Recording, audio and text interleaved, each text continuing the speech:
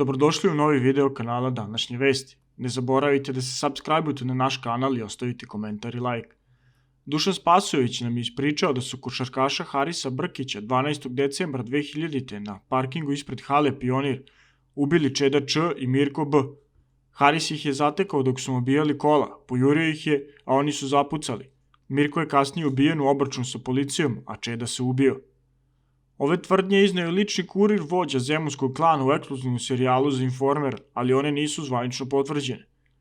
Košarkaš Partizana Haris Brkić ubijen je 12. decembra 2000. dok je pokušavao da se suprotstavi lopovima koji su mu ubijali kola na parkingu ispred hale Pionir u Beogradu. Brkić je kobnog dana nešto ranije završio trening i izašao iz hale, kada je na parkingu spazio Mirka B i Čedu Č kako mu kradu automobil.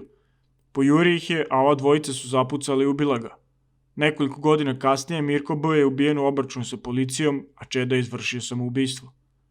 Sve ovo je otkrio Bojan T, lični kurir vođa zemunskog klana, koji kaže da mu je Dušan Spasojević još 2001. godine ispričao detalje o likvidaciji slavnog košarkaša.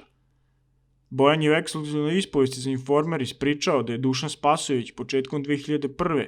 jednom prilikom iznenada pomenuo Brkićevo ubistvo i to dok je kritikovao svoje saradnike. Nas nekoliko je sedelo za stolom, u to vreme je izbio problem oko krađe nekog skupog auta. Vozilo je trebalo da bude vraćeno vlasniku uz otkup, ali se tu nešto bilo iskomplikovalo, te je Duća na nekoliko ljudi pa i mene pozvao na raport.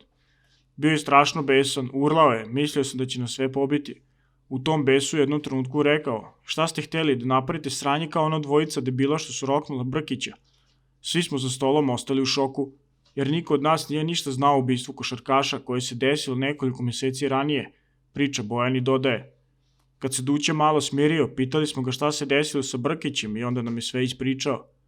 Haris je prema Dućinoj priči na dan ubistva nešto ranije izašao iz hali, na parkingu zatekao Mirka i Čedu, kako mu ubijaju auto. Mislim da je to bio novi Golf. Haris je pokušao da ih spreči, zaleteo se na njih, a ova dvojica su povodili pištolje i upucali ga. Brkić je 3 dana kasnije umro u bolnici. Spasojević nam je tad rekao i da su Mirko i Čeda ubili košarkaša zbog auta, koji bi mogli da prodaju za par hiljada maraka, a da onda glume neke opasne krimose.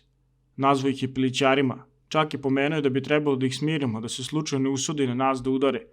Posle njima više nije bilo reči. Inače, Mirko B je 2001. ubijen na beogradskoj opštini Rakovica prilikom oružanog obračuna s interventnom jedinicom policije, dok se Čeda Č 2006. ubio na Karaburmi, nakon što su mu policajci opkolili kuću. Što se tiče Harisa Brkića, njegovo ubistvo je pre 21 godinu izazvalo veliku pažnju javnosti. Kobnog popodneva Brkić je izašao malo ranije sa treninga jer se nije najbolje osjećao, pa mu je tadašnji trener Darko Ruso dozvolio da ode kući. O tome posle zločina posvedoči Harisov bliski prijatelj i saigrač Mića Berić. Haris se nije dobro osjećao tog dana, ali ipak počeo da trenira. Vlada fizioterapeut je to primetio pa ga izmasirao i posle toga Haris je krenuo kući, ispričao je Berić. Mediji su tada spekulisali da je Haris natradao zbog zelenaških dugova, preljube, svađe sa navijačima. Nije poznato da li su inspektori sumnjali na nekog, ali činjenica jeste da niko nikad nije bio uhapšen zbog ovog zločina. Tadašnji ministar policije Dušan Mihajlović čak je raspisao nagradu 300.000 nemačkih maraka za informaciju koja bi dovela do hapšenih Brkićevih ubica. Zemunski klan bio je na vrhuncu moći od 2000. do 2003. godine. Zarađivali su milione na švercu droge, otmicama i krađama vozila. Nakon ubistva premijera Zorana Đinđića 12. marta 2003. za Zemuncima je raspisana poternica, pa su Dušan Spasojević i Mile Luković 2 nedelje kasnije ubijeni u Meljaku, tokom razmene vatre sa specijalcima iz Saja. Haris Brkić je počeo da se bavi košarkom kada je imao 10 godina i njegov prvi klub je bila KK Bosna iz Sarajeva. Nakon pozajmice čačanskom borcu od sezona 93-94.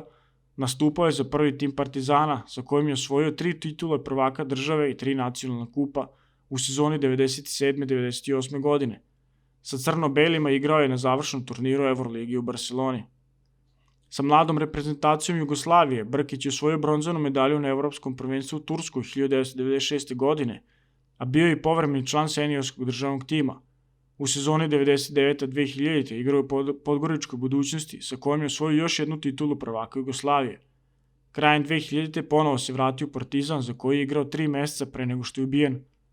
U znak sećanja na Harisa Brkića, Klubovi za koje je nastupao, Bosna, Borac, Budućnost i Partizan, svakog leta organizuju memorijalni turnir. Ja se iskreno ne sjećam ubistva ovog sportiste, ali smatram da je bitno podsjetiti se ovog zločina. Kako se život mladog sportiste ugasi zbog nekoliko hiljada maraka i 2 sitna lopova koji su mislili da su opasni kriminalci, sudbina ih je stigla pre pravde. Ko se mača laća, od mača će i pasti. Hvala na pažnji.